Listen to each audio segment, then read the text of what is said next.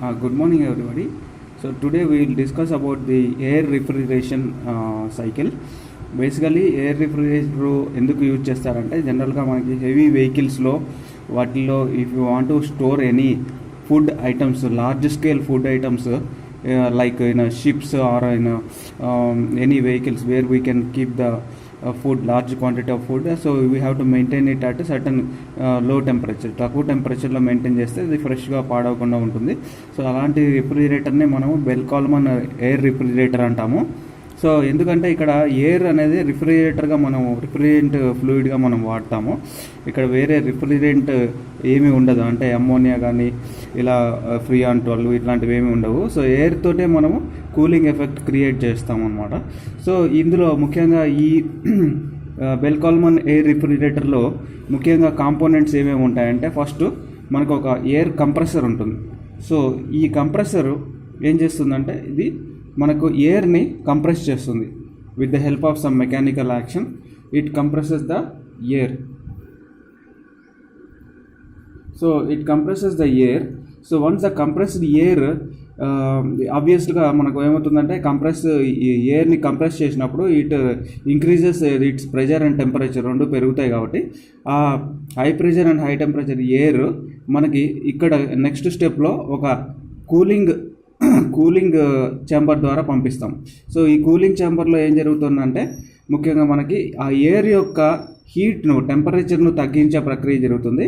So temperature ఎలా తగ్గుతుంది అంటే మనకు ఇక్కడి నుంచి ఒక వాటర్ ఇన్లెట్ ద్వారా వాటర్ని సప్లై చేయబడుతుంది ఈ ఛాంబర్లోకి. సో ఆ వాటరు ఇలా బయటికి వెళ్ళిపోతుంది. సో అలా వెళ్ళేటప్పుడు ఈ ఎయిర్లో ఉన్న హీట్ని ఎయిర్ ఈ పైప్ ద్వారా పాస్ అవుతుంది. So air is going through this pipe. That is obviously high pressure and high temperature air is going through this pipe. So when this water is flowing over this pipe, మనకి ఏం జరుగుతుందంటే అప్పుడు ఆ హీట్ని, ఎయిర్లో ఉన్న హీట్ని observe చేసేసుకుంటుంది.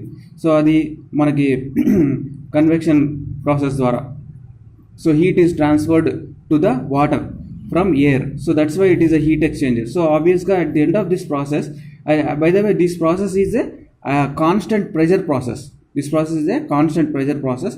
మనం ఇంతకుముందు చెప్పుకున్నట్టుగా compressor వచ్చేసి ఐసెంట్రోపిక్ ప్రాసెస్. ఐసెంట్రిక్ ప్రాసెస్ అంటే ఎంట్రోపీ కాన్స్టెంట్గా ఉంటుంది కంప్రెసర్లో. వేరేస్ మనకి ఈ కూలింగ్ ఛాంబర్లో వచ్చేసి కాన్స్టెంట్ ప్రెజర్ ప్రాసెస్ జరుగుతుంది. In that process the heat is rejected to the water. So the next process ఏంటంటే, so the cold air is now sent into one component called expander. Expander ఏం చేస్తుందంటే first కొంత ఎయిర్ని ఇలా suction చేసుకుంటుంది. So it sucks some part of cool air. So ఆ suction చేసుకున్న ఎయిర్ని ఎక్స్పాండ్ చేస్తుంది. ఆ సక్షన్ చేసుకున్న ఎయిర్ని ఎక్స్పాండ్ చేస్తుంది. ఎలా అంటే ఈ పర్టికులర్ పిస్టన్ మూమెంట్ బ్యాక్వర్డ్ జరగడం వల్ల ఆ సక్షన్ చేసుకున్న ఎయిర్ని it is expanding like this. So once the air expansion happens, so ఆబ్వియస్గా దాని ప్రెషరు ఇవి తగ్గిపోతాయి, ప్రెషర్ అండ్ టెంపరేచర్ తగ్గిపోతాయి. సో ఇది మళ్ళీ ఈ expansion process again it is a isentropic expansion. Isentropic expansion అంటే ఎంట్రోపీ కాన్స్టెంట్గా ఉంటుంది. So similar to compressor, it is isentropic expansion. So only difference ఏంటంటే ఇక్కడ ఎయిర్ అనేది ఎక్స్పాండ్ చేయబడుతుంది, isentropic expansion. So the next process is now this air becomes very cool. So it is much cooler than the required cooling chamber. So for next step ఈ సైకిల్లో ఏంటంటే cooling chamber, cold chamber అంటారు దీన్ని, cold chamber.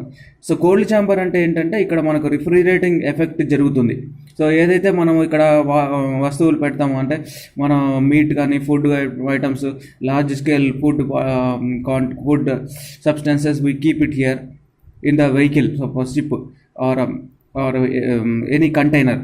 So in this cold chamber, this cool air is sent into this cold chamber. So ఆబ్వియస్గా మనకి ఎక్స్పాండర్లో అనేది air అనేది చాలా చల్లబడుతుంది.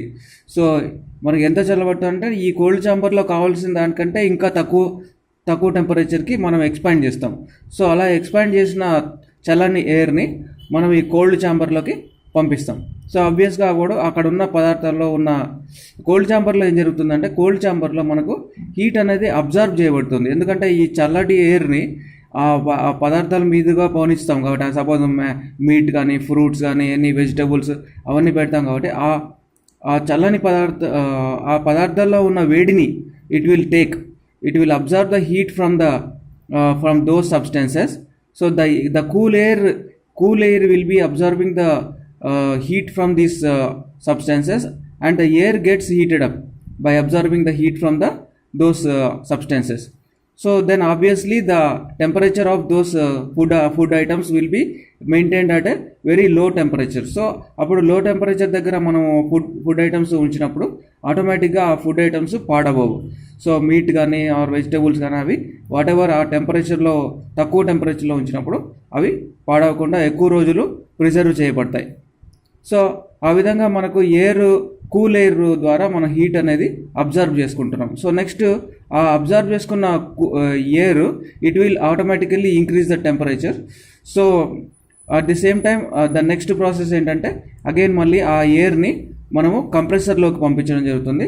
సో కంప్రెసర్లో మళ్ళీ మనకు తెలిసిందే కాబట్టి ఆ కంప్రెషన్ అనేది జరుగుతుంది. సో ఒక విషయం ఏంటంటే ఇక్కడ ఈ కోల్డ్ ఛాంబర్లో లేదా రిఫ్రిజిరేటర్లో జరిగే ప్రాసెస్ ఏంటంటే మనకు ఇది కాన్స్టెంట్ ప్రెషర్ హీట్ అబ్జార్ప్షన్ జరుగుతుంది. కాన్స్టెంట్ ప్రెషర్ హీట్ అబ్జార్ప్షన్ జరుగుతుంది.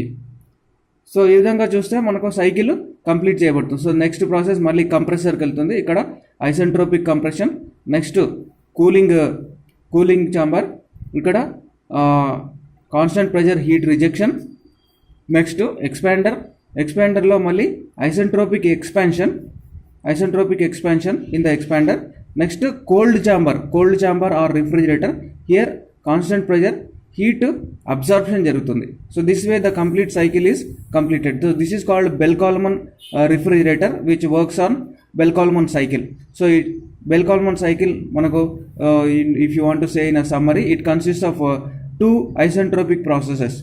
One is in compressor and one is in expander. 2 isentropic processes and 2 constant pressure processes. One is in the this cooling chamber. One is in the evaporator or refrigerator or cold chamber. So these 2 are the constant pressure processes.